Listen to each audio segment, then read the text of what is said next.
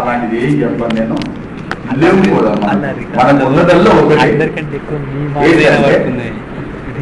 ప్రభుత్వం చేపట్టేటటువంటి పథకాల అమలు ఎవరు చేయాలి అంటే, ఆల్మోస్ట్ మనకు కావాల్సింది ఏంటంటే, ప్రభుత్వం పథకాల అమలుకు సంబంధించినటువంటి యంత్రాంగం ఎలా ఏర్పడాలి, ఆ యంత్రాంగానికి సంబంధించిన అంశాల గురించి మాత్రమే ఇక్కడ మనం చర్చిస్తాం తప్ప ఇక్కడ పథకాల గురించో ఇంకా దేని గురించో చర్చించేది ఏమీ ఉండదు. ఒకటి. రెండో విషయం ఏంటంటే, ఇప్పటి వరకు కూడా మనకు సిలబస్ చేంజ్ అయిన తర్వాత వచ్చినటువంటి 3 క్వశ్చన్ పేపర్లు చూసినా, గతంలో మనకు ఈ స్థానిక స్వపరిపాలన సంస్థలపై ప్రశ్నలు అడిగేటప్పుడు కూడా మ్యాక్సిమం మనల్ని అడిగినటువంటి ప్రశ్నలు ఏంటివి అని అంటే, ఈ యంత్రాంగం యొక్క ఏర్పాటు, పని విధానం, వీటిలో వచ్చినటువంటి మార్పులు, చేసినటువంటి మార్పులు, ఏర్పాటు చేసిన కమిటీలు, వాటి ప్రాధాన్యతలు, వాళ్ళు చేసిన సూచనల గురించి మాత్రమే ప్రశ్నలు ఉంటాయి. ఓకేనా? సో అందువల్ల వాటి గురించే మనం అధ్యయనం చేయాల్సి ఉంటుంది. ఇందులో సమాజ వికాస ప్రయోగంలో ఫస్ట్ ఎక్కడ స్టార్ట్ అవుతుంది అంటే, మన దేశానికి స్వాతంత్రం వచ్చిన తర్వాత, రాజ్యాంగాన్ని రచించిన తర్వాత, రాజ్యాంగం అమల్లోకి వచ్చిన తర్వాత ప్రభుత్వాలు కొన్ని ప్రయోగాలు చేసినాయి. ఆ ప్రయోగాలలో మొట్టమొదటి అంశం ఏంటంటే, సమాజ వికాస ప్రయోగంలో వచ్చినటువంటిది 1952లో ఏర్పాటు చేసినటువంటి సిడిపి. సిడిపి అనగా కమ్యూనిటీ డెవలప్మెంట్ ప్రోగ్రామ్.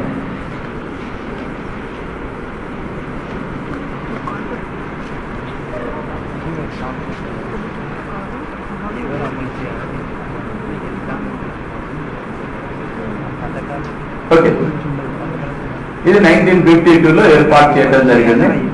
అయితే ఈ కమ్యూనిటీ డెవలప్మెంట్ ప్రోగ్రామ్ ని ఎక్కడి నుంచి తీసుకోవడం, ఎవరు సూచనలు అనుసరించంటే, ప్రణాళికా సంఘ ఉపాధ్యక్షుడిగా పనిచేసినటువంటి వీధి కృష్ణమాచారి యొక్క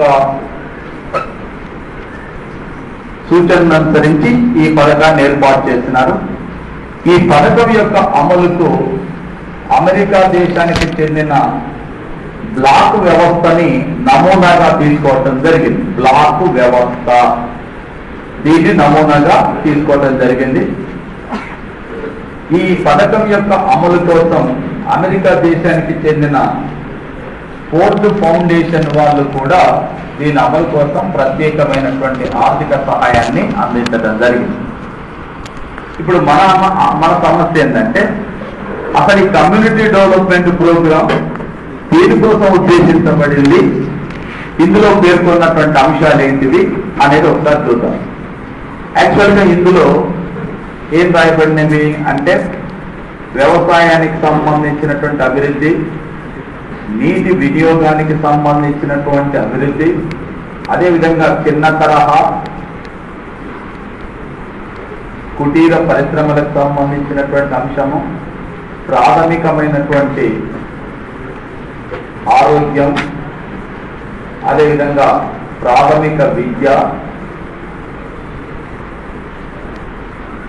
అదేవిధంగా గ్రామీణ ప్రాంతాలలో రోడ్డు రవాణాకు సంబంధించినటువంటి వాటిని అభివృద్ధి పరచడం, ఇవి ముఖ్యమైనటువంటి అంశాలుగా ఉన్నాయి. ఏ పథకంలో? సిడిపిలో.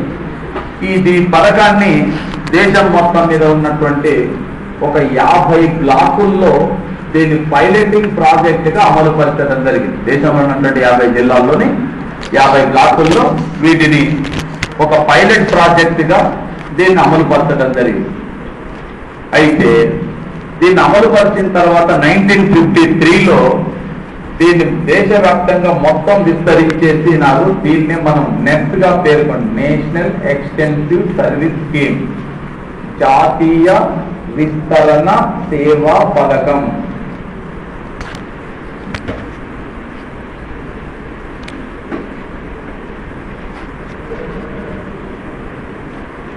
జాతీయ విస్తరణ సేవా పథకం. సో ఈ అంశాలు కీలకం.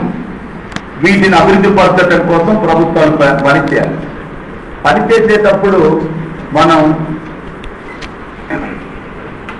దేనిని అభివృద్ధికి యూనిట్గా తీసుకోవాలి. ఇప్పుడు దేశం మొత్తం ఒక యూనిట్ అనుకుంటే, రాష్ట్రం ఒక యూనిట్ అనుకుంటే, జిల్లా ఒక యూనిట్ అనుకుంటే, ఇప్పుడు మన దగ్గర మనం మండలాన్ని ఏర్పాటు చేసాం. ఆ రోజుల్లో దీన్ని బ్లాక్ అనేటటువంటి వారు, మన దగ్గర బ్లాక్ డెవలప్మెంట్ ఆఫీసర్, ఇప్పుడున్న ఎండిఓ మాదిరి కానీ ఇంతకుముందు బ్లాక్ డెవలప్మెంట్ BDO ఉండేటటువంటి వారు. ఈ బ్లాక్ వ్యవస్థ ఏ దేశంలో ఉండేది అని అంటే అమెరికా దేశంలో ఉండేది. ఆ బ్లాక్ వ్యవస్థనే ఒక నమూనాగా తీసుకొని, అభివృద్ధికి నమూనాగా తీసుకొని మన దేశం లోపల బ్లాక్ వ్యవస్థని ఏర్పాటు చేసినారు.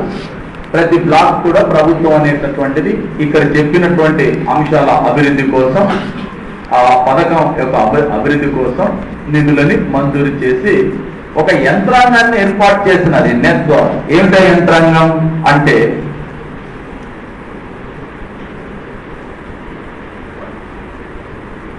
కేంద్ర స్థాయిలో ప్రధానమంత్రి నేతృత్వంలో పనిచేసేటటువంటి ఒక మండలి, రాష్ట్ర స్థాయికి వస్తే సీఎం, జిల్లా స్థాయికి వస్తే కలెక్టర్, తర్వాత బ్లాక్ స్థాయికి వచ్చేసరికి BDO, తర్వాత గ్రామాధికారి. ఎందుకు ఇలాంటి హైరార్కీ సిస్టాన్ని ఏర్పాటు చేసినారంటే, ప్రభుత్వం ఏదైనా అధికారపరమైనటువంటి నిర్ణయం తీసుకున్నప్పుడు ఈ నిర్ణయం గ్రామ స్థాయిలో కూడా అమలు జరపాలంటే దీన్ని ఎప్పటికప్పుడు పర్యవేక్షణ చేసేటటువంటి యంత్రాంగాలు ఉన్నప్పుడు మాత్రమే సాధ్యమవుతుందని చెప్పి నెట్ ద్వారా ఈ హైరార్కీ సిస్టాన్ని ఒక దానిని ఏర్పాటు చేయడం జరిగింది. హైరార్కీ సిస్టమ్ అంటే క్రమానుగత శ్రేణి పద్ధతిని ఏర్పాటు చేసినారు. ఇందులో అంటే మనకు అవసరమైన విషయం ఏంటంటే, అసలు ఈ పథకం రావడానికి ప్రధాన కారకుడు VT కృష్ణమాచారి అని చెప్పినాం. ఎవరి VT కృష్ణమాచారి అంటే ప్రణాళిక సంఘ ఉపాధ్యక్షుడు. ఈయన ప్రణాళిక సంఘ ఉపాధ్యక్షుడు కావడానికంటే ముందు అసలు ఈయన చరిత్ర ఏమిటి అంటే, ఇతను బరోడా సంస్థానానికి దివాన్గా పనిచేసినాడు. బరోడా సంస్థానానికి మన భాషలో చెప్పాలంటే ప్రధానమంత్రిగా పనిచేసినాడు. ఎవరు? VT కృష్ణమాచారి. ఈయన బరోడా సంస్థానంలో దివాన్గా పనిచేస్తున్న కాలంలో ఈయన ఆ ప్రాంతంలో అంటే అభివృద్ధి డెవలప్మెంట్ గురించి కొంత కేంద్రీకరణ చేసి ఓ ప్రయత్నం చేసినాడు, ఓ ప్రయోగం చేసినాడు. దీన్నే బరోడా ప్రయోగం అని కూడా అంటారు. ప్రయోగం అంటే ఏంటంటే, భారతదేశం వెనుకబడిన దేశం, ఇది అభివృద్ధి చెందుతున్నటువంటి దేశము. ఇక్కడ ప్రజలు ఫస్ట్ మానవ వనరులు, అభివృద్ధి చెందిన మానవ వనరులు కావు అంటే విద్యాపరంగా అభివృద్ధి సాధించినటువంటి కావు. రెండు, ప్రజలకు విభిన్నమైనటువంటి అవసరాలు ఉన్నాయి. సహజ వనరులు ఉన్నవి, మానవ వనరులు ఉన్నవి, మరి కానీ మన దగ్గర ఆర్థిక వనరులు కానీ సాంకేతిక వనరులు కానీ లేవు. మరి ఇలాంటి సందర్భంలో దేశం అంటే ప్రజలు అభివృద్ధిని సాధించాలంటే ఎలా సాధ్యమవుతుంది అంటే, ప్రజలు ఏ అంశాలపైనైతే మౌలికంగా ఆధారపడి ఉన్నారో వాటి అభివృద్ధి కోసం మనం ఒక ప్రయత్నం చేయాలి అని చెప్పి ఈయన బరోడా ప్రయోగంలో చేసింది ఏంటంటే, మొత్తం ఆల్మోస్ట్ వాళ్ళు బరోడా సంస్థానంలో ఉండేటటువంటి ఇంతో చదువుకున్నటువంటి వాళ్ళందరినీ కూడా చేరదీసి వాళ్ళకు ఒక ట్రైనింగ్ ఇచ్చినాడు. ఏంటా ట్రైనింగ్? మీరు వెళ్ళి గ్రామీణ ప్రాంతాల్లో అంటే వ్యవసాయానికి అభివృద్ధికి సంబంధించి కానీ, పరిశ్రమల అభివృద్ధికి సంబంధించి కానీ, మీరు వాళ్ళని విద్యాపరంగా కానీ ఆరోగ్యపరంగా కానీ వాళ్ళని చైతన్యవంతం చేసేటటువంటి ప్రయత్నం చేయాలని చెప్పి ఒక రకంగా చెప్పాలంటే అవేర్నెస్ క్రియేట్ చేసే ప్రయత్నం చేస్తున్నారు.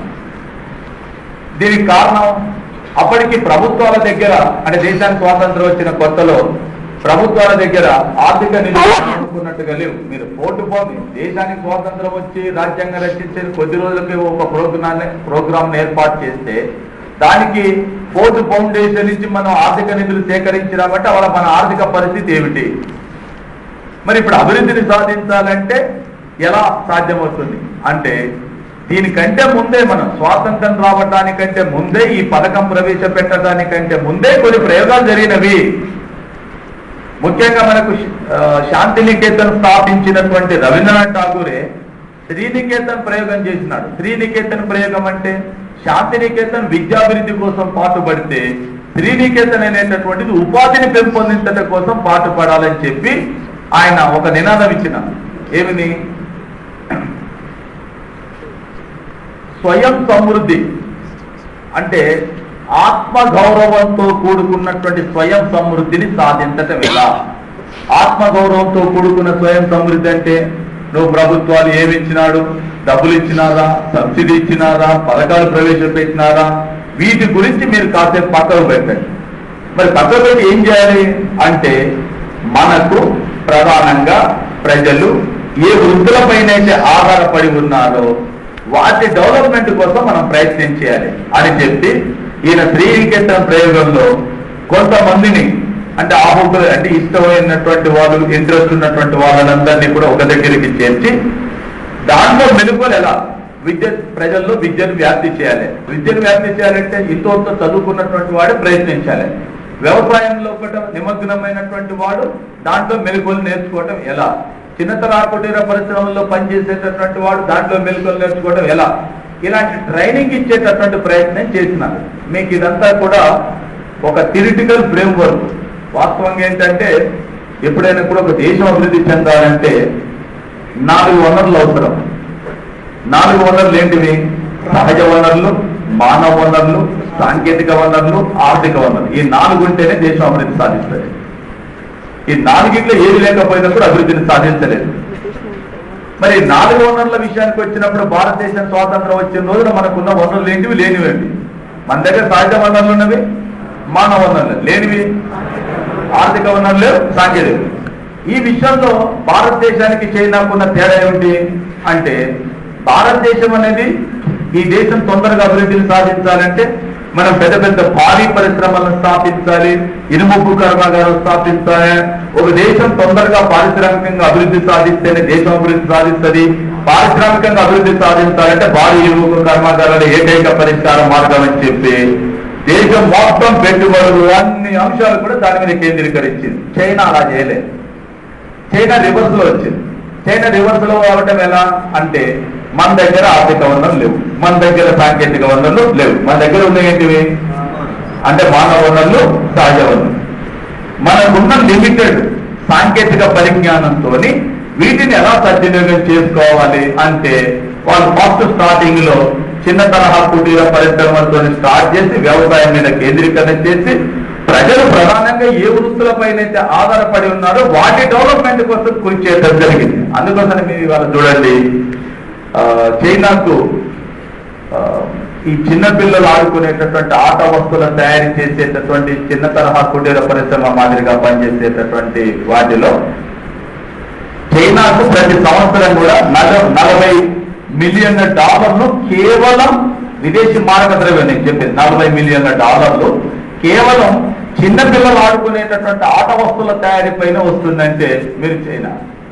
మరి అక్కడ మీరు చూస్తారు కదండి రూపాయికి పెన్ను ఇటువంటి వాటి అన్నిటి. మరి ఇంకా చెప్పాలంటే మనందరం చెప్తాం వ్యవసాయం భారతదేశం అభివృద్ధి సాధిస్తుందని. సాధించలేదని కాదు. మన 1962లో చైనాతో యుద్ధం, 65లో పాకిస్తాన్తో యుద్ధం వచ్చిన తర్వాత మన పరిస్థితి ఏంటిది? ఆహార ధాన్యాన్ని దిగుమతి చేసుకున్నాం. వాళ్ళ జనాభా ఎంత? ఈ దేశ జనాభా ఎంత? 34-35 కోట్లు లోపే ఉంటుంది. మరి వాళ్ళ జనాభా 120 కోట్లు. మరి వాళ్ళు మన ఆహార ధాన్యాలు దిగుమతి చేస్తున్నామా, ఎగుమతి చేస్తున్నామా అంటే ఎగుమతి. అంటే భారతదేశం భూభాగం ఏమైనా విస్తరించి సాగరిస్తున్నామా? ఏం లేదు కదా. మరి ఎలా సాధ్యమైంది? వ్యవస్థ దాంట్లో అభివృద్ధిని సాధించే మెలుగు. చైనా మనకంటే ఇంకెక్కువ అభివృద్ధిని సాధించింది. ఆ మధ్యకాలంలో చైనా వాళ్ళు చెప్పారు మీరు కనుక అనుమతిస్తే మీ దేశంలో ఒకటి ఏ రైస్ అయితే 25 రూపాయలు 30 రూపాయలు అమ్ముతున్నారు, మేము 10 రూపీస్కే కేజీ ఇస్తామని చెప్పినారు. అలాంటి ఒకవేళ చైనా కనుక అన్ని వస్తువులు దిగుమతి చేసుకున్నట్టు రైతు దిగుమతి చేసుకుంటే భారతదేశంలో ఈ వ్యవసాయం ఈ మాత్రం కూడా బతకదు, జీవించదు. మరి ఎలా సాధ్యమవుతుంది అంటే మనకు వ్యవసాయం గురించి నాకు బాగా తెలుసు అదంటే తెలుసని కాదు, వినియోగించడం. ఇప్పుడు మనం సాధించినప్పటికీ మన కళ్ళ ముందు మనకే కనిపిస్తుంది కదా. 30 కోట్ల మందికి తిండి పెట్టలేని వాళ్ళం ఇలా 120 కోట్ల మందికి కావలసిన ఆహార ధాన్యాలు సమకూర్చుకొని విదేశాలకు ఎగుమతి చేసే స్థాయికి ఎదిగినామంటే మనం ఏం సాధించినట్టు? అభివృద్ధి సాధించినట్టు. కానీ ఇంకా అనుకున్నంతటువంటి అభివృద్ధిని ఎందుకు సాధించలేకపోతున్నాం, ఏ వనరులు సద్వినియోగం చేసుకోలేకపోతున్నాం, దీనికి ఎదురవుతున్న సమస్యలు ఏంటి, ఇవన్నీ కూడా అది వేరు.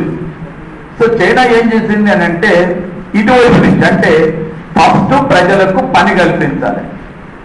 పని కల్పిస్తే మనకి ఎంతో కొంత ఆదాయం వస్తుంది. ఈ ఆదాయాన్ని ఖర్చు పెడతాడు ఒకటి, రెండు ఆదాయాన్ని పొదుపు చేస్తాడు. ఖర్చు పెట్టినా ఆర్థిక వ్యవస్థకు ఉపయోగపడుతుంది, పొదుపు చేసినా పెట్టుబడికి ఉపయోగపడుతుంది. ఒక దేశం అభివృద్ధిని సాధించేటప్పుడు పెట్టుబడి కావాలంటే, మూలధనం కావాలంటే ఎక్కడి నుంచి వస్తుందండి?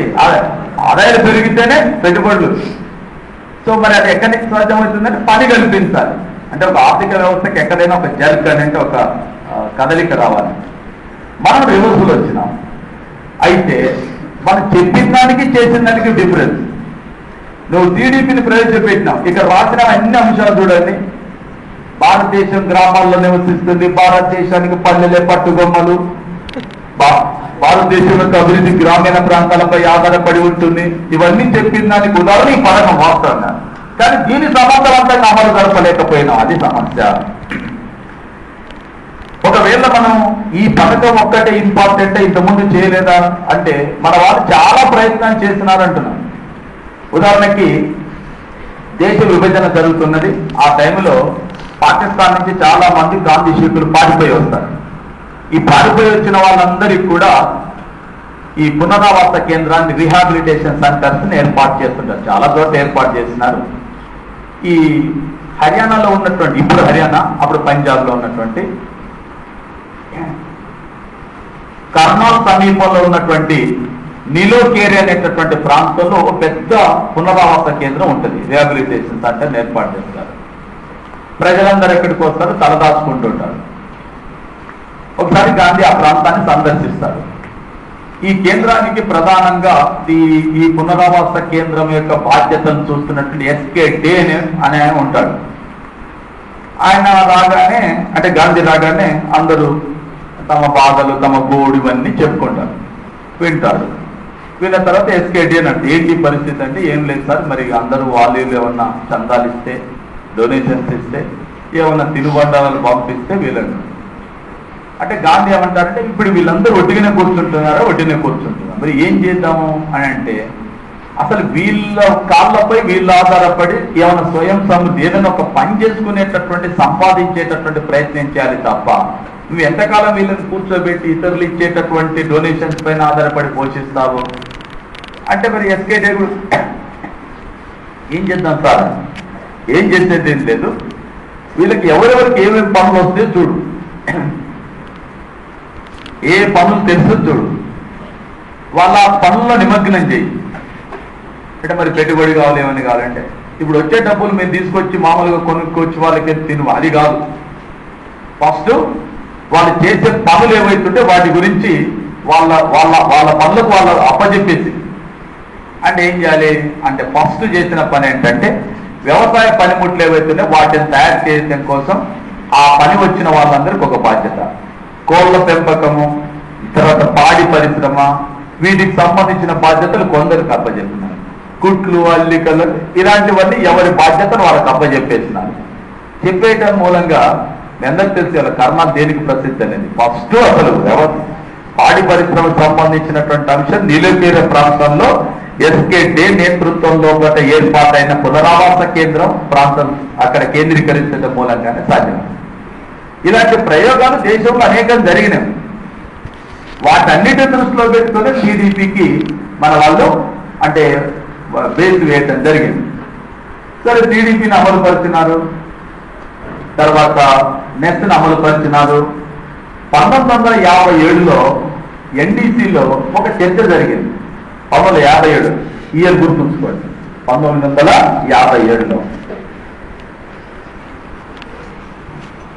ఎన్డీసీ సమావేశంలో ఒక చర్చ జరిగింది. ఏమంటే ఇప్పుడు మనం సిడిపిని అమలుపరిచినాం, నెస్ట్ని అమలుపరిచినాం, మొదటి పంచవర్ష ప్రణాళికను కూడా అమలుపరిచినాం. వీటన్నిటి యొక్క లక్ష్యాలు ప్రజలకు చేరలేదా? ఇది మన వాళ్ళకు వచ్చిన డౌట్. ప్రభుత్వాలు ప్రవేశపెట్టిన పథకాల యొక్క లక్ష్యాలు ప్రజలకు చేరినాయా, చేరలేదా? ఇది మన వాళ్ళకి వచ్చిన డౌట్ అన్నా. నేను 3 అంశాలు చెప్తున్నాను. ఒకటి, మొదటి పంచాయతీ ప్రణాళిక అయిపోయింది, అప్పటికి సిడిపిని అమలు పరిచినాం, నెస్ట్ను అమలు పరిచినాం, ఈలోగా ప్రభుత్వాలు ప్రవేశపెట్టిన సంక్షేమ పథకాలు కూడా అమలు పరిచినాం. వీటన్నింటి యొక్క ఫలితాలు ప్రజలకు చేరినాయా చేరలేదా డౌట్ వస్తే అప్పుడు ప్రణాళిక సంఘం బలవంతరాయ్ నేతృత్వం లోపల ఒక ప్రత్యేకమైనటువంటి కమిటీని ఏర్పాటు చేసింది. చాలా మంది ఏమనుకుంటారంటే బలవంతరాయ్ మెహతా కమిటీ అంటే పంచాయతీరాజ్ సంస్థల ఏర్పాటు కోసం ఏర్పాటు చేసింది అనుకుంటారు. రాంగ్ అండి. పంచాయతీరాజ్ సంస్థల ఏర్పాటు గురించి బలవంతరాయ్ మెహతా కమిటీని ఏర్పాటు చేయలేదు. కానీ బలవంతరాయ్ మెహతా కమిటీ సూచనను అనుసరించే పంచాయతీరాజ్ సంస్థలు ఏర్పడింది. నేను చెప్పింది అర్థం కావాలి. ఏర్పాటు చేసింది దేనికోసం? ప్రభుత్వం యొక్క పథకాల యొక్క అమలు తీరును అధ్యయనం చేయడం కోసం కమిటీని ఏర్పాటు చేసినాను. ఏర్పాటు చేసి ఈ బలవంతరాయ్ మెహతా కమిటీ దేశవ్యాప్తంగా కూడా అన్ని ప్రాంతాలను పర్యటన చేసి 7,000 కిలోమీటర్లు ప్రయాణం చేసి ఆల్మోస్ట్ ఒక 1,500 పేజీల నోట్స్ తోని ఈ హైదరాబాద్ లోనే 1957లో ఒక ప్రకటన చేసినారు. ఆ ప్రకటన చేసేటప్పుడు వీళ్ళు చెప్పింది ఏమిటంటే, భారతదేశంలో ప్రభుత్వాలు ప్రవేశపెట్టినటువంటి పథకాలన్నీ కూడా కాగితాలకే పరిమితమైనవి, వీటి అభివృద్ధి ఫలాలనేటటువంటి ప్రజలకు చేరలేదు. ఈ మాటలు చెప్తూ ఎందుకు చేరలేదంటే, ప్రభుత్వ పథకాలన్నీ కూడా అభివృద్ధి పథకాల కంటే కూడా అధికారుల పథకాలుగా అమలు జరపబడుతున్నవి. ఒక సందర్భం చెప్తారు, ప్రజలకు విద్య చెప్పడానికి ఊర్లోకి ప్రభుత్వానికి సంబంధించిన పంతులు వస్తే ఊర్లో ఉండేటటువంటి అంటే జనం మొత్తం కూడా ఊరు వదిలిపెట్టి పారిపోయిన సందర్భాలు ఉన్నాయి.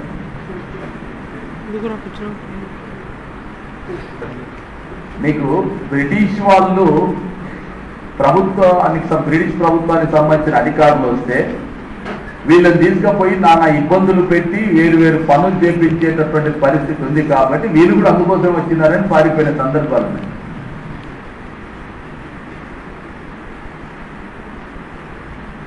అంటే ఇప్పుడు మనకు స్వతంత్రం వచ్చింది, ఈ ప్రభుత్వం మనది, వీళ్ళు మనకు అభివృద్ధి పనులు చేపట్టడానికి వచ్చినారు కాబట్టి మనం వీళ్ళకి సహకరించాలి, ఈ ఆలోచన ప్రజల్లో లేదు. ఇంతకుముందు బ్రిటిష్ ప్రభుత్వ పరిపాలనా కాలంలో వచ్చినటువంటి అధికారుల మాదిరిగానే వీళ్ళు కూడా వచ్చినారు.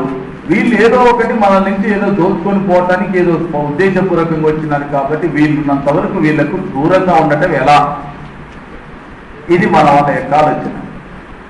దాంతో ప్రభుత్వ అధికారులు మంచిగా షికారుకు వచ్చినట్టుగా గ్రామీణ ప్రాంతాలకు వచ్చేసి వాళ్ళ పనులు వాళ్ళు చూసుకొని నిలిపోయినాయి. ఇది జరిగింది. అదే విషయం చెప్పింది, ఏదో సినిమాలు చూపిస్తారు. అభివృద్ధి గురించి ప్రభుత్వం ప్రవేశపెట్టినటువంటి పథకం కేంద్ర ప్రభుత్వం నుంచి రాష్ట్ర ప్రభుత్వానికి, రాష్ట్ర ప్రభుత్వం నుంచి జిల్లాకు, జిల్లా నుంచి మండలానికి, మండలం నుంచి గ్రామానికి వచ్చేసరికి ఒక 5 గంటలు తీసుకొచ్చి ఇచ్చినట్టే ఉంటుంది. అదే చెప్పింది. అప్పుడు 5 గంటల గురించి చెప్పలేదు. కానీ ఉన్న విషయం ఏంటంటే ప్రభుత్వం ప్రవేశపెట్టిన పథకాలన్నీ కూడా ఇలా ప్రభుత్వ అధికారులకు మాత్రమే సంబంధించినవి.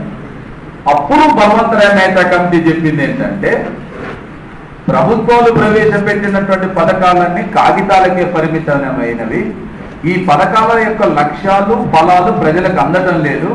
అందకపోవటానికి గల కారణం ఏంటంటే పరిపాలనలో ప్రజలకు భాగస్వామ్యం లేదు. ప్రజలకు భాగస్వామ్యం లేకపోవటం మూలంగానే ఈ ఫలాలేవి ప్రజలకు అందటం లేదు.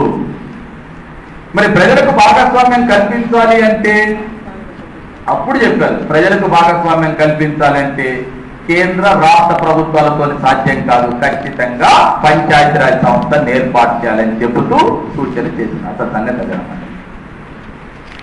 ఓకే, సో పంచాయతీరాజ్ సంస్థలను ఏర్పాటు చేయాలని చెప్పి బలవంతరాయ్ మెహతా కమిటీ సూచన చేస్తూ ఈ కమిటీ చాలా అంశాలను ప్రస్తావించింది. నేను మళ్ళీ మనకు ఇది టాపిక్ వస్తాను.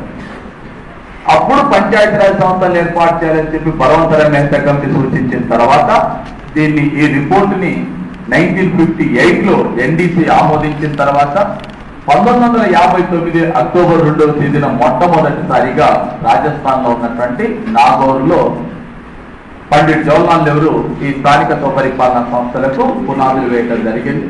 ఇది మొదటి రాష్ట్రం కాగా, రెండవ రాష్ట్రంగా ఆంధ్రప్రదేశ్ నవంబర్ 1వ తేదీన ప్రస్తుత అంతర్జాతీయ విమానాశ్రయం ఉన్నటువంటి శంషాబాద్ లో నాటి ముఖ్యమంత్రి అయినటువంటి నీలం సంజీవ రెడ్డి నవంబర్ 1వ తేదీన మన రాష్ట్రంలో స్థానిక స్వపరిపాలనా సంస్థల ఏర్పాటుకు శ్రీకారం చుట్టడం జరిగింది.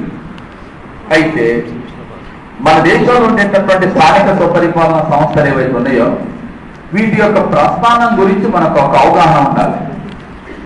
అంటే నేను డైరెక్ట్ గా మీకు ఈ స్థానిక స్వపరిపాలనా సంస్థలు అనేటటువంటి అంశాన్ని చెప్పడానికంటే ముందు దీనికి సంబంధించినటువంటి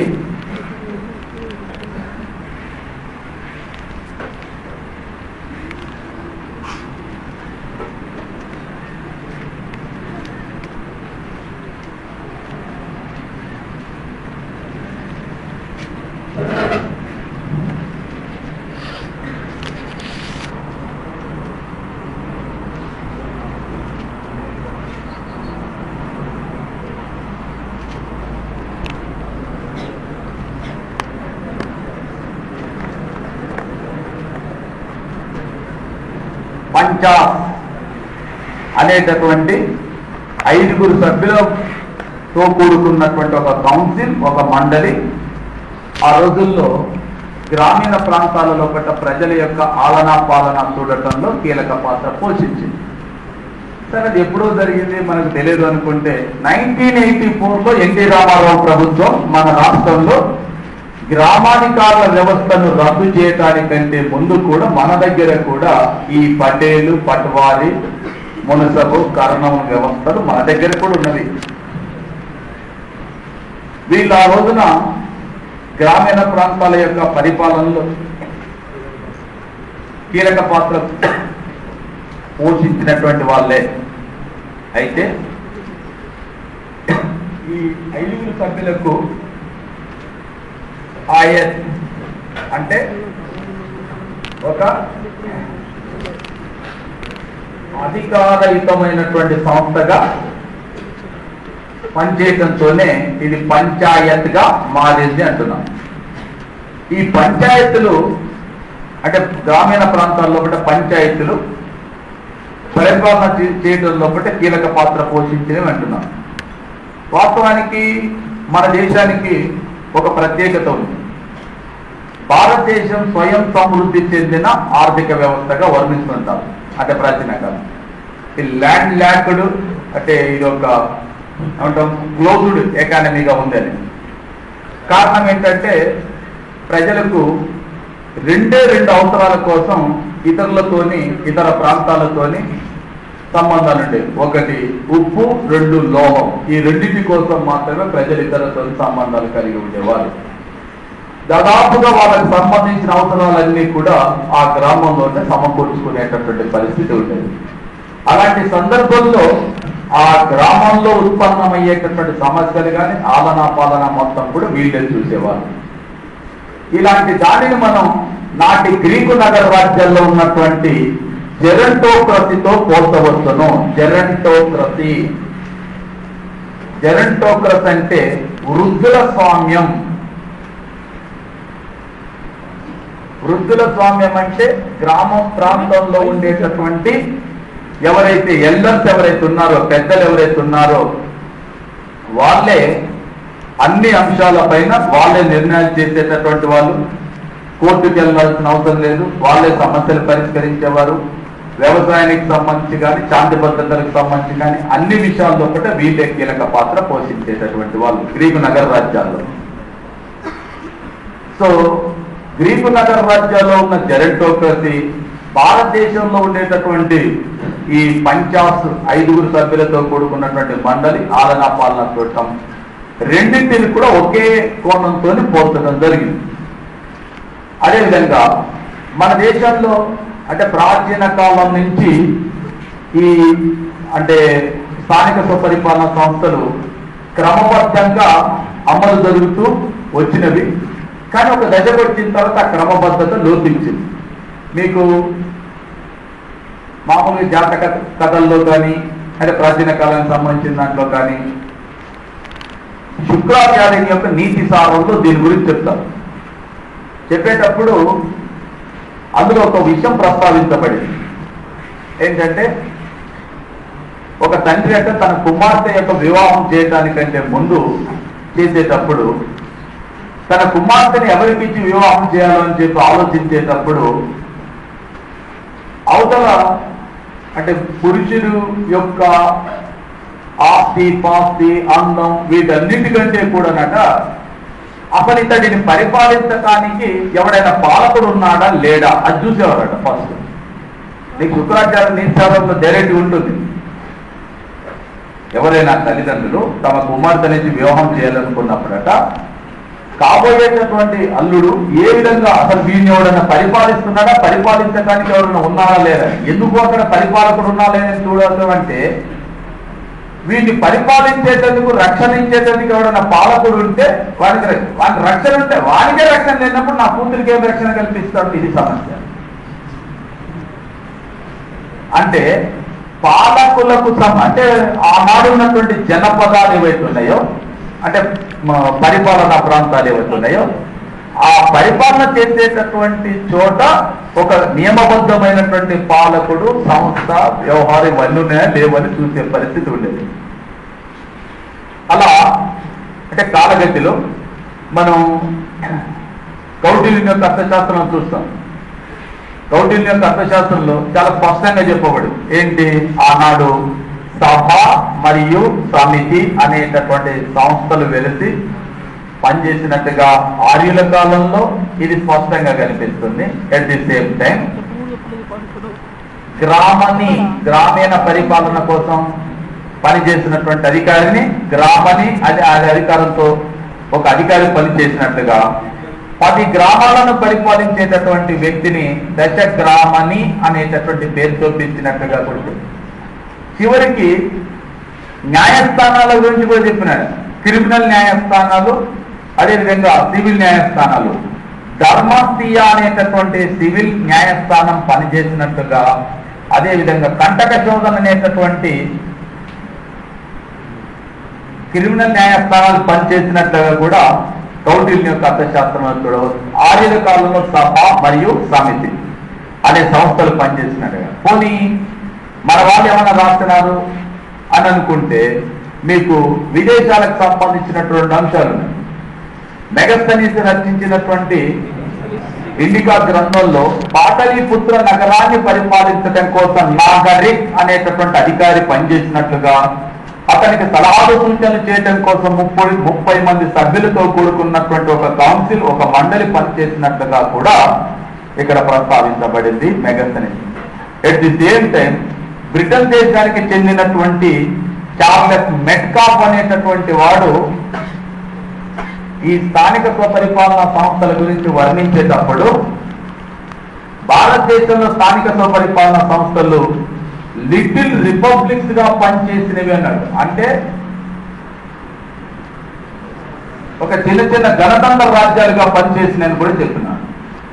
అంటే మన దేశంలో స్థానిక స్వపరిపాలనా సంస్థల యొక్క పరిణామ క్రమం అనేది అంటే అభివృద్ధి చెందడంలో కూడా చాలా విస్తృతమైనటువంటి విచారమైనటువంటి అధ్యయనాన్ని మనం చూడాల్సినటువంటి అవసరం ఉంది. అలాగే దక్షిణ భారతదేశంలో స్థానిక స్వపరిపాలనా సంస్థలకు ప్రసిద్ధి చెందినటువంటి వాళ్ళు చోళులు. మనం తమిళ సాహిత్యంలో అంటే పరిశీలన చేసినప్పుడు ఈ చోళులకు సంబంధించిన దాంట్లో ఒక కీలకమైన అంశం ఉంది. మనందరం చెప్తాం ఏమని అంటే భారతదేశంలో ఓటు హక్కును ప్రవేశపెట్టిన వాడు బ్రిటిష్ వాడు. 1909 చట్టం ద్వారా భారతదేశంలో ఓటు హక్కును ప్రవేశపెట్టినారని చెప్పి చెప్తాం. చాలా గమ్మత్తైన అంశం ఏంటంటే ఆ రోజున ఈ చోళులు స్థానికంగా పరిపాలన చేసేటటువంటి అధికారులు ఎవరైతే ఉన్నారో అధిపతులు ఎవరైతే ఉన్నారో వాళ్ళని ఓట్లేసి ఎన్నుకున్నారు. సలాకా అంటే ఈ తాటాకులు ఏవైతే ఉన్నాయో వాటికి ఏదైనా రంగు నచ్చి రంగునద్దేసి ఆ రంగునద్దినటువంటి వాటిని ఓట్లుగా పెద్ద పెద్ద బాణాలతో కూడినటువంటి కుండలను తయారు చేసి పెద్ద పెద్ద వాటిని బ్యాలెట్ బాక్సులుగా, అదేవిధంగా ఈ తాటాకులు రంగులద్ది వాటిని ఓట్లుగా వినియోగించిన సందర్భాలను పాలకులను ఎన్నుకునేటప్పుడు, అంటే ప్రోగ్రెసివ్ అని చెప్పడానికి ఇది ఉదాహరణ మాత్రమే.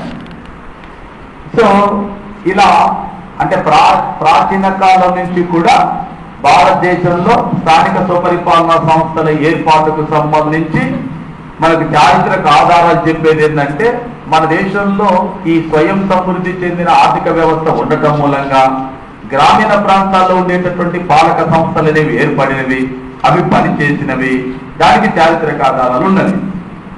ఇది ప్రాచీన కాలానికి. కానీ ఈ సంస్థలు కాలగతిలో క్రమబద్ధంగా మనం అభివృద్ధి పరచలేకపోయినాం. దీనికి రెండు కారణాలు ఉన్నాయి. ఒకటి, మన స్వభావంలోనే క్రమబద్ధత ఉండదు. మీలో నాలో ఎవరిలోనైనా మన మన మన తత్వంలోనే ఉండదు. ఒక అంశాన్ని ఆలోచిస్తాము, దాన్ని ఆచరణ పెట్టాలనుకుంటాం, ఈ లోపు ఇంకెవరైనా ఏదైనా చెప్తారు, ఇంకో వైపు ఆలోచన చేస్తాం, ఈ లోపు ఇంకొకటి చెప్తే ఇంకొక వైపు ఆలోచన చేస్తాం, ఈ లోపు మనం ఆలోచించిన ఆలోచన మన నుంచి పోతే మళ్ళీ ఎటో పోతాం. మనకున్న సమస్య మన తత్వంలోనే ఉంటుంది అంటున్నాం, అందులో సందేహం ఏం లేదు. ఇక్కడ విషయం ఏంటంటే, దీనికి ఒక కారణం ఒకటే కాదు. అసలు ప్రపంచంలో ఎప్పుడో ఇవాళ ప్రతి దేశంలో కూడా రాజనీతి తత్వం గురించి చెప్పాలంటే సోక్రటీస్, ప్లాటో, అరిస్టాటిల్ గురించి చెప్తారు. ఈ ప్రపంచంలో ఏ దేశంలోనైనా కూడా పొలిటికల్ సైన్స్ గురించి చెప్పేటప్పుడు ఈ ముగ్గురు గురించి చెప్తారు. గ్రీకులు తత్వవేత్తలు యాక్చువల్గా. అంతకంటే గొప్ప తాత్విక శాస్త్రం భారతదేశంలో ఆవిర్భవించింది, కానీ మన గురించి చెప్పరు. ఎందుకు చెప్పారంటే, మనం దేన్ని కూడా క్రమబద్ధంగా డెవలప్ చేస్తూ రాలేదు. విషయం ఏంటంటే, మీకు ఒక చిన్న ఉదాహరణ చెప్తాను. మీకు మ్యాకియవెల్లి గురించి విన్నారు కదా. మ్యాకియవెల్లి ఇతడు 14వ శతాబ్దానికి సంబంధించిన వాడు. కౌటిల్యుడు ఆల్మోస్ట్ వీళ్ళిద్దరి మధ్యన 1700-1800 సంవత్సరాల తేడా ఉంటుంది. కానీ మనం ఎప్పుడన్నా కౌటిల్యుడు గురించి చెప్పేటప్పుడు ఇండియన్ మ్యాకియవెల్లి అన్నాం. ఎక్కడి మ్యాకియవెల్లి, ఎక్కడి కౌటిల్యుడు? కౌటిల్యుని యొక్క అర్థశాస్త్రంలో పేర్కొన్నటువంటి అంశాలు ప్రపంచంలో ఉండేటటువంటి రాజనీతి తత్వశాస్త్రంలో ఉండేటటువంటి అందరూ చెప్పిన వాటికంటే గొప్ప అంశాలు ఉన్నాయి. కౌటిల్యుని యొక్క మండల సిద్ధాంతం మోస్ట్ ఇంపార్టెంట్ వన్. ఎవడు ఏ వ్యూహాన్ని అనుసరించాలనే విదేశాంగ విధానాన్ని అనుసరించేటప్పుడు కౌటిల్యుడు చెప్పిన మండల సిద్ధాంతం ఆదర్శం. మీకు అందరూ అప్రోప్రియేట్. శత్రువు యొక్క శత్రువు మిత్రువు, కౌటిల్యుడే దాన్ని చెప్పింది. అంటే క్రమబద్ధత అనేటటువంటి లేదు. దానివల్ల మనం మన తత్వశాస్త్రాన్ని కానీ, సంస్థలను కానీ, వ్యవస్థలను కానీ క్రమబద్ధంగా అమలు పరచుకోలేకుండా పోయినాం. ఇది ఒక కారణం. రెండో కారణం కూడా చారిత్రక కారణాలు కూడా మనకు సమస్య. ఎందుకంటే భారతదేశాన్ని ఆల్మోస్ట్ కాదు ఓ 1000 సంవత్సరాలు, అంటే 1000 సంవత్సరాలు కాకపోయినా ఒక 600-700 సంవత్సరాలు ఈ ముస్లిం పీరియడ్ కాలం వచ్చిన తర్వాత వాళ్ళు ఇక్కడ స్థానిక స్వపరిపాలనా సంస్థలను అమలు పరచడం కోసం, అభివృద్ధి పరచడం కోసం ఇప్పుడు ప్రయత్నం చేయలేదు.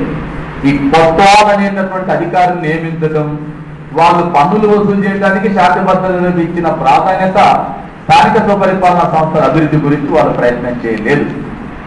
మళ్ళీ తిరిగి ప్రయత్నం ఎవరి ద్వారా జరిగిందంటే బ్రిటిష్ వారి ద్వారా జరిగింది. ఎందుకు బ్రిటిష్ వారి ద్వారా జరిగిందంటే, బ్రిటిష్ వాళ్ళకు మన మీద ప్రేమాభిమానాలు పొంగి పొరలు చేయలేదు. అది వాళ్ళ అవసరాల కోసం చేస్తున్నారు. మీరు అందరూ లాస్ట్ టైం 2008 క్వశ్చన్, భారతదేశంలో మొదటి మున్సిపల్ కౌన్సిల్ ఎక్కడ ఏర్పాటైందని. ఎక్కడ ఏర్పాటైంది? మద్రాసులో ఏర్పాటు 1687. ఇది క్వశ్చన్. ఎందుకు ఏర్పాటు చేసినాడండి? ఈ మద్రాసులో వర్తక వ్యాపార వాణిజ్యం బాగా అభివృద్ధి చెందడం, అంటే ఈ యొక్క పడవలు రావటం, వస్తువులు తీసుకోవడం ఇవన్నీ జరిగేటప్పుడు మీరు ఎప్పుడైనా సరే పట్టణాలు నగరాలు ఎప్పుడు అభివృద్ధి చెందుతాయి? పారిశ్రామికంగానో తర్వాత వ్యాపార వాణిజ్యంతో ఉంటాయి. ఇక జనం అంతా అక్కడికి చేరుకున్నారు. ఎవడు ఇష్టం వచ్చినట్టు వాడు ఇల్లు వేసుకున్నాడు. హైదరాబాద్ లో మీరు చిన్న వర్షం వస్తే ఒక పెద్ద ఏదో కుంభవృష్టి జరిగినట్టుగా ఉంటుంది. ఎందుకంటే చిన్న వర్షం అంటే పెద్ద వర్షాలు. కారణం ఏంటిది? 3 లక్షల మంది జనాభా కోసం నిర్మించిన ఈ నగరంలో ఇవాళ 78 లక్షల జనాభా చేరుకున్న తర్వాత అంటే ఉంటుంది ఎవరు చేస్తుంది. సో ఆ రోజులలో కూడా ఏంటంటే ఈ జనాభా ఎక్కువ రావడంతో ఇబ్బడి ముబ్బడిగా ఉండటం, మురికి కూపాలు పెరగటం, అంటు రోగాలు ప్రబలటం ఇవన్నీ వచ్చిన తర్వాత అప్పుడు బ్రిటిష్ వాడు ఏం చేసినట్టు లేదు, దీన్ని ఒక క్రమబద్ధంగా అమలు పరచాలంటే వీటి వ్యవహారాలు చూడటం కోసం ఒక కౌన్సిల్ అవసరం అని చెప్పి అప్పుడు మున్సిపల్ కౌన్సిల్ ఏర్పాటు చేసిన తప్ప ఆయన వాడవసరం కోసం ఏర్పాటు చేసిన తప్ప మనమే. సరే ఇదంతా కొనసాగుతున్న కాలంలో 1726లో మద్రాసులో కానీ, తర్వాత కలకత్తాలో కానీ, అదేవిధంగా బాంబేలో కానీ ఈ ప్రెసిడెన్సీలను ఏర్పాటు చేసిన తర్వాత కొంత స్థానిక స్వపరిపాలనా సంస్థల గురించి ఆలోచన చేసినారు. 1813 చార్టర్ చట్టం ద్వారా స్థానిక సంస్థల్లో పన్నులు విధించేటటువంటి అవకాశం కల్పించిందని కూడా మనం ఈ రాజ్యాంగానికి సంబంధించిన అంశం చెప్పేటప్పుడు వివరించుకున్నాం. తర్వాత 1870లో మొట్టమొదటిసారిగా లార్డ్ మేయో అనేటటువంటి వాడు స్థానిక స్వపరిపాలనా సంస్థలకు సంబంధించిన ఒక తీర్మానాన్ని తయారు చేసినాడు. దురదృష్టవశాత్తు ఈ లార్డ్ మేయో భారతదేశంలో హత్యకు గురి కావడంతో భారతదేశంలో హత్యకు గురైన ఏకైక బ్రిటిష్ గవర్నర్ జనరల్ ఎవరు? Lord Mayo. దాని తర్వాత కుంటుబడింది. కానీ 1882లో లార్డ్ రిప్పన్ స్థానిక స్వపరిపాలనా సంస్థల పైన ఒక తీర్మానాన్ని ప్రవేశపెట్టినారు. దీనినే భారతదేశ స్థానిక స్వపరిపాలనా సంస్థల బాధ్యత మాగ్నా కార్టా వంటిదిగా పేర్కొంటాము. ఎవరు ప్రవేశపెట్టిన తీర్మానం? Lord Ripon. దీంట్లో ఆయన చెప్పింది లార్డ్ రిప్పన్ యొక్క నమూనాని ఇప్పటికి కూడా మనం ఫాలో అవుతున్నాం. ఎలా అంటే ఆయన చెప్పింది ఏంటంటే 3 దశల్లో జిల్లా బోర్డు, 2 తాలూకా బోర్డు, అదేవిధంగా 3వది గ్రామాధికారి అన్నారు. మనం ఇప్పటికి కూడా ఏ వ్యవస్థను అనుసరిస్తున్నాం? ఎన్ని అంచెల వ్యవస్థను అనుసరిస్తున్నాం? 3 అంచెల వ్యవస్థ. దీనికి నమూనా వేసి వెళ్ళినటువంటి వ్యక్తి అతనే. మీరు లార్డ్ మేయో భారతదేశంలో హత్యకు గురైతే లార్డ్ రిప్పన్ భారతదేశంలో పదవి విరమణ చేసి ఇంటికి వెళ్ళేటప్పుడు బాంబేలో 1,00,000 మంది కన్నీటి వీడుకోలు ఇచ్చినారట ఆ రోజులలో. అంటే ఈ లార్డ్ రిప్పన్ భారతదేశంలో స్థానిక స్వపరిపాలనా సంస్థల పితామహుడు. ఆయన ప్రవేశపెట్టిన తీర్మానమే మాగ్నా కార్టా వంటిది అని చెప్పడానికి కారణం ఏంటంటే స్థానిక స్వపరిపాలనా సంస్థలకు ఒక స్వరూపం తీసుకురావడానికి ప్రయత్నం చేసినటువంటి వ్యక్తి లార్డ్ రిప్పన్.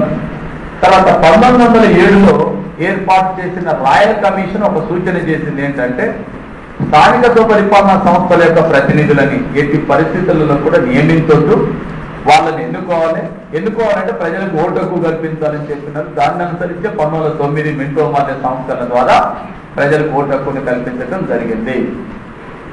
తర్వాత 1919లో ఈ మాంటేగ్ చేమ్స్ఫోర్డ్ సంస్కరణను ప్రవేశపెట్టినప్పుడు మాంటేగ్ చేమ్స్ఫోర్డ్ సంస్కరణలో ఈ కేంద్ర రాష్ట్ర ప్రభుత్వాల మధ్య అధికారుల పంపిణీ చేసినప్పుడు స్థానిక స్వపరిపాలన అనే అంశాన్ని రాష్ట్ర జాబితాలో చేర్చినారు. రాష్ట్ర జాబితాలో చేసిన అంశాన్ని ట్రాన్స్ఫర్డ్ జాబితాలో చేర్చినారు. ట్రాన్స్ఫర్డ్ జాబితాలో చేర్చడం జరిగింది. ఈ ట్రాన్స్ఫర్డ్ జాబితాలో చేర్చడం అంటే వీటిపైన అధికారం ఎవరికి ఉండేది? భారతీయ మంత్రులకు. కాబట్టి మరి స్థానిక స్వపరిపాలనా సంస్థలకు ఒక రూపం తీసుకొచ్చేటటువంటి ప్రయత్నం చేసినారు.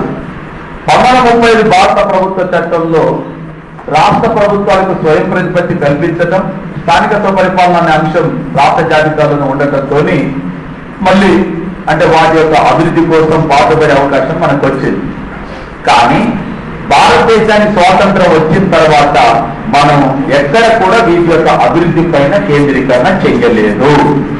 అయితే ఒక చిన్న పాయింట్ వస్తుంది. 1900 భారతదేశ స్వాతంత్రానంతరం భారతదేశ స్వాతంత్రానంతరం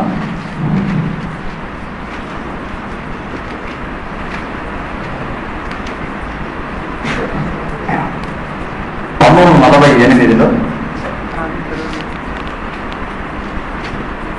స్థానిక స్వపరిపాలనా సంస్థలపై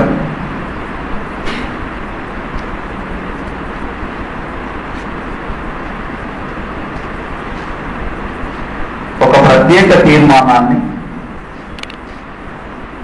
ఆమోదించిన మొదటి రాష్ట్రం ఉత్తరప్రదేశ్.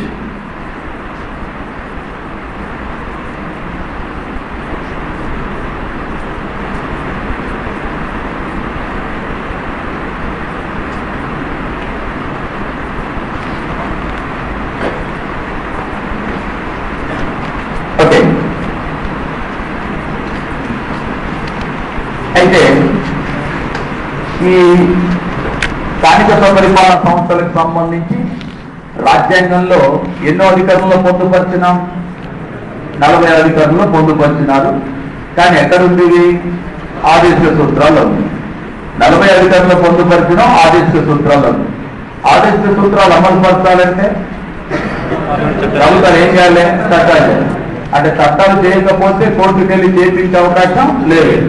కాబట్టి అనేక రాష్ట్ర ప్రభుత్వాలు దేశానికి స్వాతంత్రం వచ్చి రాజ్యాంగం రచించుకున్న తర్వాత ఇల్లు చదువుకోవడానికి ఎక్కువ ప్రాధాన్యత ఇచ్చినారు. అంటే రాష్ట్ర ప్రభుత్వ యంత్రాంగం ఏర్పాటు వీటికి ఇచ్చినంత ప్రాధాన్యత స్థానిక స్వపరిపాలన సంస్థలకు ప్రాధాన్యత ఇవ్వలేదు. ఇలాంటి అంశాన్ని దృష్టిలో పెట్టుకొని వాస్తవానికి 1957లో ఈ ఎన్డీసీ తీర్మానాన్ని అనుసరించి బలవంతమైన కమిటీని ఏర్పాటు చేసిన తర్వాత ఈ కమిటీ చేసినటువంటి సూచనను అనుసరించి 1959 అక్టోబర్ 2వ తేదీన మొదటిసారిగా రాజస్థాన్ లో అంటే నాగోర్లో పంచాయతీరాజ్ సంస్థల ఏర్పాటుకు పండిట్ జవహర్లాల్ నెహ్రూ శ్రీకారం చుట్టినారు. తర్వాత రెండోది మన రాష్ట్రం అంటున్నాం.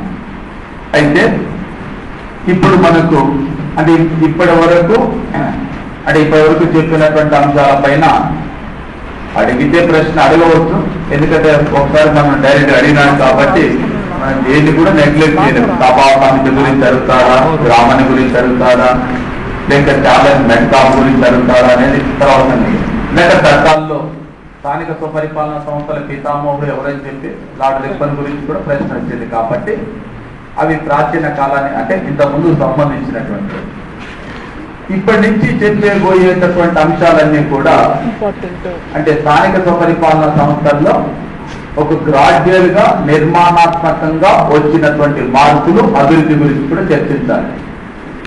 కారణం ఏంటంటే మీరు అంటే భారతదేశంలో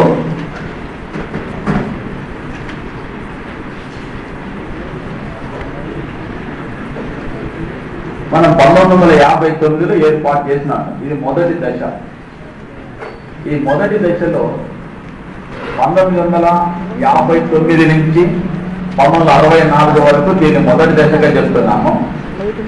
రెండవ దశ అంటే 1964 నుంచి 1969 వరకు కాగా, మూడవ దశ అంటే 1969 నుంచి 1978 వరకు కాగా, నాలుగవ దశ అంటే 1978 నుండి 1992 వరకు కాగా, 1992 తర్వాత తదనంతర దశగా పేర్కొంటున్నాం. ఎందుకనంటే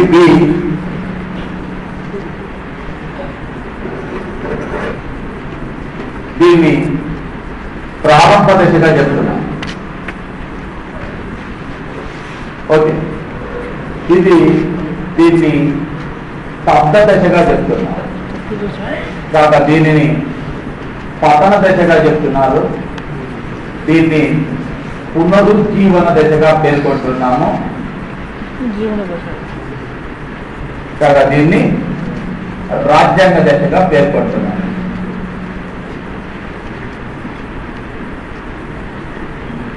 ప్రారంభంలో ఈ స్థానిక స్వపరిపాలన సంస్థలు మనకు ఆదేశం ఎక్కువ కాబట్టి జనరల్ గా ఇవి చాలా భారీ ఎత్తున వీటిని ఏర్పాటు చేయాలని చెప్పి అన్ని అంటే స్థానిక స్వపరిపాలన సంస్థలు అలా ఇలా అని చెప్పి ఏర్పాటు చేసినాం. 59 నుంచి 64 దాకా ఎస్టాబ్లిష్మెంట్ చేసినాం. 64లో మొదటిసారిగా ఎన్నికలు నిర్వహించినాం. మన రాష్ట్రంలో కూడా స్థానిక స్వపరిపాలన సంస్థలకు ఫస్ట్ ఎన్నికలు 64లోనే నిర్వహించింది. 64లో ఎన్నికలు నిర్వహించినాము, బాగానే ఉంది. కానీ సప్తదశ అన్నాం. ఎందుకంటే ఇది సమర్థవంతంగా పనిచేయలేదు, సమర్థవంతంగా పనిచేయలేదు. కాబట్టి కొంతకాలం చూసిన తర్వాత ఆటోమేటిక్గా జరిగేది ఏంటి? పతనమే. పతనం అయ్యేటటువంటి దశ తర్వాత 1978లో జనతా ప్రభుత్వం అశోక్ మెహతా నేతృత్వంలో ఒక కమిటీని ఏర్పాటు చేసింది. ఈ అశోక్ మెహతా కమిటీని ఏర్పాటు చేస్తే ఈ అశోక్ మెహతా కమిటీ చెప్పారన్నమాట, ఏమని? భారతదేశంలో స్థానిక స్వపరిపాలనా సంస్థలను విఫలమైన భగవంతుడిగా పేర్కొంటాం. విఫలమైన భగవంతుడు, విఫలమైన భగవంతుడిని ఎందుకన్నామంటే అప్పుడు చెప్పినాడు ఆయన, ఏమని అంటే భారతదేశంలో భగవంతుడు ఎప్పుడు ఫెయిల్ కాలేదు, ఆ భగవంతుడు మనమే ఫెయిల్ చేసినాం. భగవంతుడు ఎందుకు ఫెయిల్ అయినాడంటే భక్తుల యొక్క కోరికలను తీర్చేటటువంటి, వరాలు ఇచ్చేటటువంటి అధికారము భగవంతుని దగ్గర లేదు, వాళ్లకు కావలసినటువంటి వరాలు ఇచ్చేటటువంటి డబ్బులు కూడా దేవుని దగ్గర లేవు. అందువల్ల ఈ సమస్య వచ్చిందన్న. అంటే అర్థం ఏంటంటే స్థానిక స్వపరిపాలన సంస్థలు ఎందుకు ఫెయిల్ అయినాయంటే స్థానిక స్వపరిపాలన సంస్థలకు సరైనటువంటి అధికారాలు ఇవ్వలేదు, నిధులు ఇవ్వలేదు. ఇక దేవుడు ఎందుకు ఫెయిల్ కాదు? ఒకవేళ మీరు ఈ భగవంతుడు సక్సెస్ కావాలనుకుంటే నేను చెప్పిన 2 పనులు చేయండి. ఆ భగవంతుడు సరైన అధికారాలు ఇవ్వండి, సరైన నిధులు కేటాయి. ఎందుకంటే నేను ముందు చెప్పాను, మన వాళ్ళకి ఆవేశం చెప్తాను. ఏం చేస్తున్నారు వీళ్ళంటే స్థానిక స్వపరిపాలనా సంస్థలు ఏమనుకుంటున్నారు, అసలు మొత్తం అన్ని సమస్యలను కూడా ఇదే పరిష్కరిస్తుంది, సర్వరోగ నివారణ పెన్సిల్ అన్నట్టు ఈ సంస్థలు మీకున్న అన్ని సమస్యలు కూడా పరిష్కరించేటటువంటి భగవంతునితో పోల్చినారు ఈ సంస్థని.